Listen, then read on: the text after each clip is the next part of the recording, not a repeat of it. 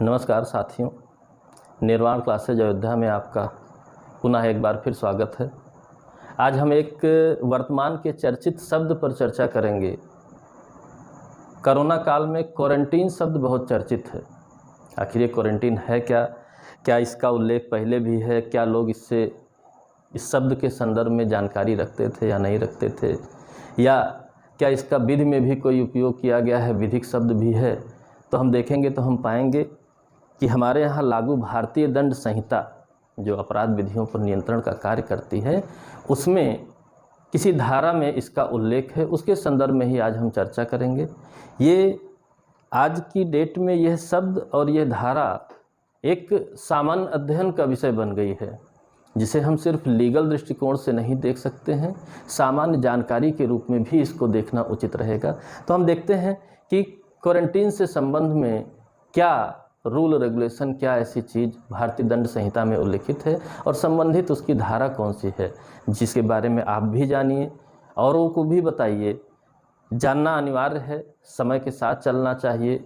जो भी विधियां या कोई भी चीज़ हमारे आसपास फैली हुई हों, कोई आदेश फैले हुए हों, उनका पालन करना चाहिए। उनके पालन के लिए विधियों की जानकारी रहेगी तो शायद और बेहतर ढंग से हम उसका पालन कर सकेंगे।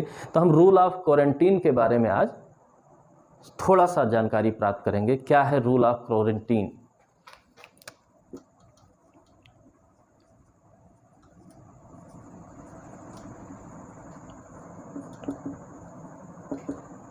रूल ऑफ क्वारंटाइन क्या है, इसके बारे में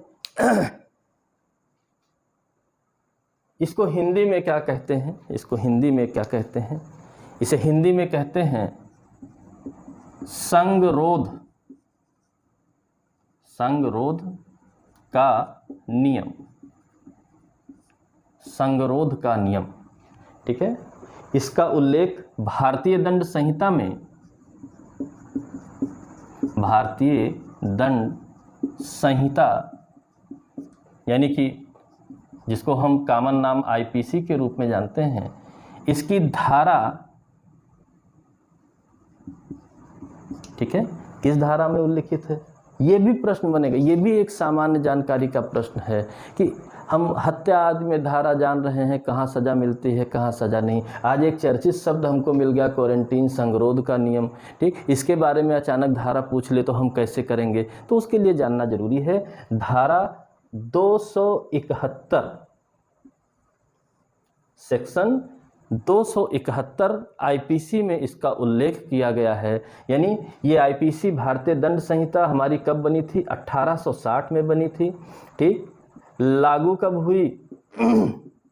1862 में लागू की गई, जिसमें उस समय ही क्वारंटीन शब्द का यूज किया गया, इस्तेमाल किया गया और बताया गया कि संक्रामक बीमारियों को रोकथाम के लिए जब नियम बनाए जाएंगे सरकार द्वारा, अथॉरिटीज़ द्वारा, तो वो इस नियमों के तहत, ठीक है, संगरोध के नियमों के तहत, क्वारंटीन के नियमों के तहत बनाए जा सकते हैं। तो इस बात पर आपको ध्यान देना रहेगा।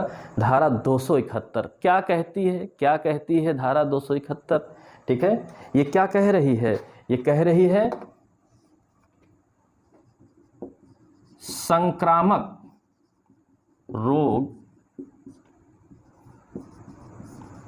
फैलने की संभावना हो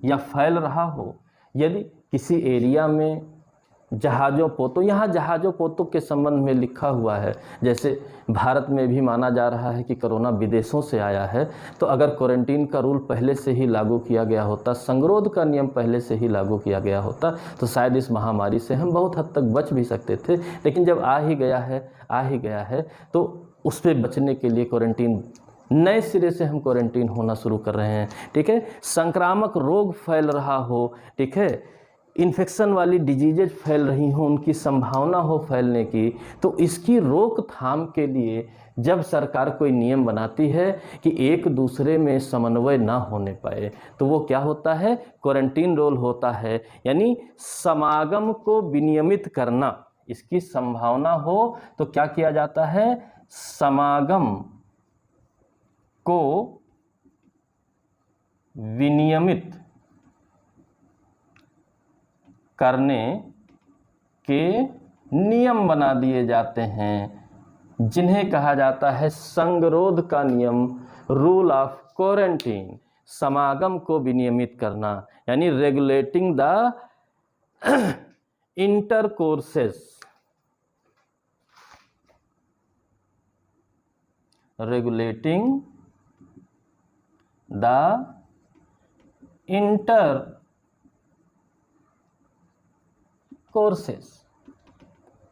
समागम को विनियमित कराने से संबंधित जो रेगुलेट करने के लिए जो हमारे नियम बनाए जाते हैं उन्हीं को कहा जाता है रूल ऑफ क्वारंटीन, संगरोध का नियम।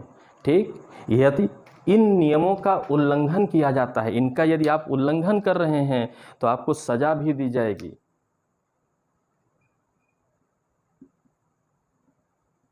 उल्लंघन कर रहे हैं, डिसओबे कर रहे हैं, डिसओबियंस हो रहा है, उल्लंघन हो रहा है, अवज्ञा हो रही है, तो कितनी सजा दी जाएगी? यानी कि ये नियम बनाया गया है सजा देने के लिए, आपको सजा दी जा सकती है 6 माह या जुर्माना यानी फाइन, और बोथ दोनों। ठीक है, 6 माह या जुर्माना, ठीक है, फाइन लगाया जा सकता है या दोनों दिया जा सकता है, ताकि आप इसका उल्लंघन ना करिए। सरकार द्वारा बनाए गए नियम हैं, ठीक है, इसकी घोषणा की जाती है, उद्घोषणा की जाती है। तो एक सिंपल सा लॉ का प्रश्न आज आपके सामान्य ज्ञान का प्रश्न बन गया है कि रूल ऑफ क्वारंटाइन क्या होता है, संगरोध का नियम क्या होता है। भारतीय दंड संहिता में इसका उल्लेख धारा 271 में है। यदि कोई संक्रामक रोग फैलने की संभावना है तो समागम को विनियमित करने के लिए रेगुलेटिंग द इंटरकोर्सेज रूल्स बनाए जाते हैं, नियम बनाए जाते हैं, जिसका उल्लंघन किए जाने पर, आपको डिसोबे किए जाने पर 6 माह की सजा या जुर्माना या दोनों दिया जा सकता है। ठीक, एक छोटी सी जानकारी थी, बहुत लाभप्रद जानकारी है।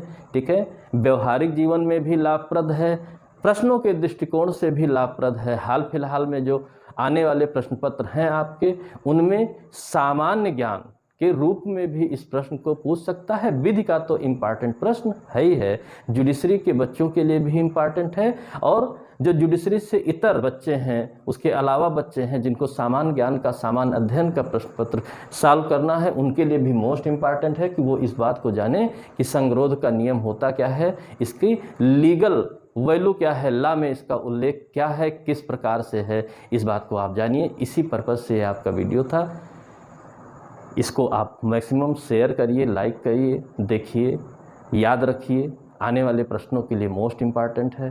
ठीक है, अगले वीडियो के साथ फिर मैं हाजिर होऊंगा किसी छोटे टॉपिक पर जो वर्तमान में चर्चा में है और प्रश्न बनने की संभावनाओं में है। ठीक, ओके, धन्यवाद।